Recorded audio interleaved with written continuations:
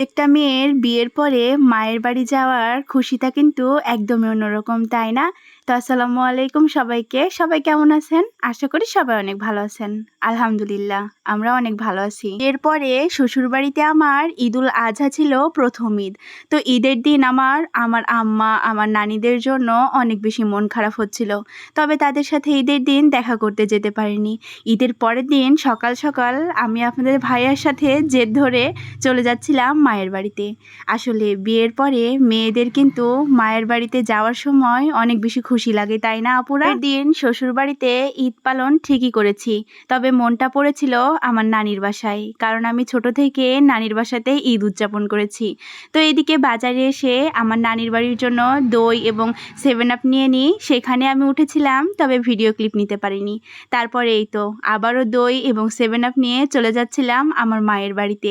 মায়ের বাড়ির রাস্তা দিয়ে যখন যাই তখন মনের ভিতরে একটা অন্যরকম প্রশান্তি হয়। আমার মায়ের বাড়িতে যাওয়ার রাস্তাটা কিন্তু অনেক অনেক বেশি সুন্দর।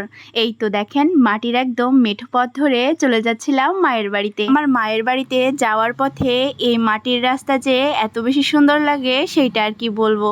আর পাশে যদি থাকে সুন্দর একটা পুকুর, তাই না? আমার মায়ের বাড়ি যেমনই হোক না কেন, আমার কাছে সেইটা একদম শান্তির জায়গা। কথা বলতে বলতে চলে এসেছি মায়ের বাড়িতে। আর এই তো আমার মা, ভাই সবাই বাহিরে চলে এসেছে। আমার মায়ের বাড়িতে কিন্তু খালি হাতে আসেনি, আমার নানির বাড়িতে উঠেছিলাম। আর আমার নানি আমার মায়ের জন্য ব্যাগ ভরে সবজি পাঠিয়েছে। মায়ের কি ভালোবাসা, তাই না?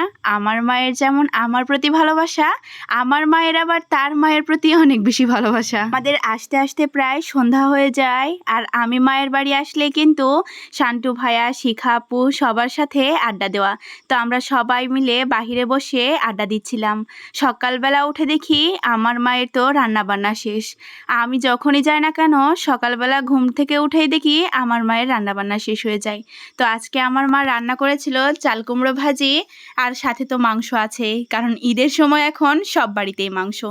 আমার মাংস খেতে কিন্তু একদমই ভালো লাগছিল না, তাই জন্য আমার আম্মা চাল কুমড়ো ভাজি করেছিল। মা যেহেতু কাজে ব্যস্ত ছিল, তাই জন্য আমি আপনাদের ভাইয়াকে খেতে দিচ্ছিলাম। আর কোরবানির মাংস একদম কালো ভুনা হয়ে এসেছিল। এই মাংসটা খেতে কিন্তু অনেক বেশি মজা। মায়ের বাড়ি গেলে কিন্তু প্রতিটা মেয়ের শান্তি অন্যরকম, তাই না? শ্বশুর বাড়িতে কাজ করে করে মায়ের বাড়িতে যেয়ে একদম শান্তিতে বিশ্রাম নেওয়া যায়। দেখেন, আমি কিন্তু সকালবেলা ঘুম পাড়ছিলাম আর আমার মা রান্না বান্না করে রেডি করে ফেলেছে। এখন শুধু ঘুম থেকে উঠে খাবার খাচ্ছি। আসলে বাবা মায়ের কাছে মেয়েরা কিন্তু বিয়ের আগেও রাজরানী, বিয়ের পরেও রাজরানী, তাই না? বিকেলবেলা খাওয়া দাওয়া শেষ করে বাসায় চলে আসছিলাম। মাকে ছেড়ে বাসায় চলে আসতে কিন্তু অনেক বেশি কষ্ট লাগে আমার। আজকের ভিডিও এ পর্যন্তই। আল্লাহ হাফেজ সবাইকে।